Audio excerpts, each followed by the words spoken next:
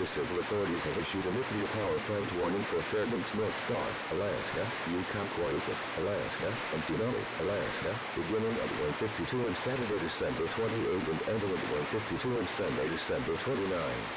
KJHVEMRY. The following message is transmitted at the request of local authorities and the Alaska State Emergency Management. This is not a test. Repeat, this is not a test. At around 1:46 a.m. Alaskan Standard Time, a nuclear accident occurred at the Newark Nuclear Generating Station, located at approximately 23 miles west-southwest of Fairbanks, Alaska. It is currently unknown if hazardous materials have been released into the air. However, it is advised that all residents within a 40-mile radius of the nuclear generating station evacuate for your own safety. Take food, water, clothing, medical supplies, flashlights, identification, money, and anything else necessary with you. If you need assistance evacuating, tie a white towel in your mailbox. You may return home once the all clear is given.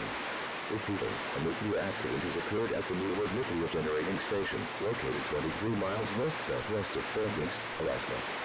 Evacuate immediately.